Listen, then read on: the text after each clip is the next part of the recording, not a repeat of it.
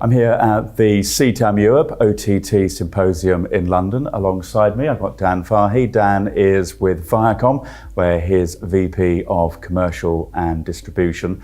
And one of the interesting things that you've been doing with regards to OTT is in, surprise, the Nordic market, where you've introduced the Paramount brand, or reintroduced, one might say, as if it'd ever been away. What are you doing there? How's it working? Yeah, so as we were discussing earlier, the Nordics market is a heavily SVOD market. It's been quite disrupted, and high broadband penetration, very high pay TV penetration. They've really taken up some of the SVOD entrants very quickly. So we saw an opportunity there to work with our partners to bring another SVOD service to market. Part of the Viacom family is Comedy Central, MTV and Nickelodeon, but also is Paramount, the film studio and the TV studio. So we partnered with Paramount to bring the first pay window, so first window out of theatrical release. We put that into an SVOD service called Paramount Plus, alongside Comedy Central programming and MTV programming. And we launched that with our partners for them to bundle into their extended basic tiers, which is where they're experiencing some of the pressures in their packages around the extended basic tier.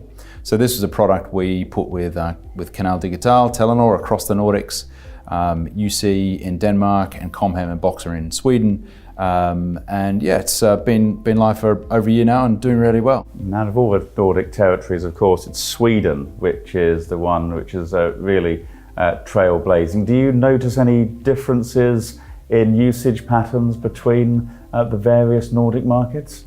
It's mainly uniform, to be honest, Julian. There's slight differences between films and Comedy Central and MTV, and within films, first pay versus library, but that's probably down to the particular titles we're talking about. But generally quite uniform.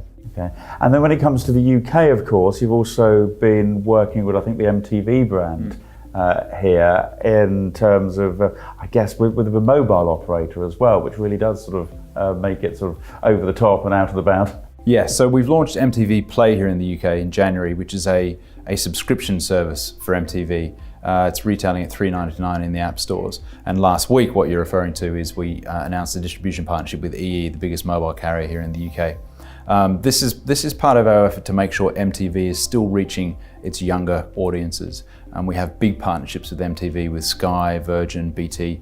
Now TV is also a very important partner of ours. That's going really well, and they're targeting big audiences there, but there's a younger audience that we felt we needed to get to with a more accessible price point. It's interesting, isn't it? Because I suppose traditionally with MTV, it's always been very popular with the youth audiences, but of course it's been mum and dad who've been paying the bill, although they still are paying it when it comes to the phone bill.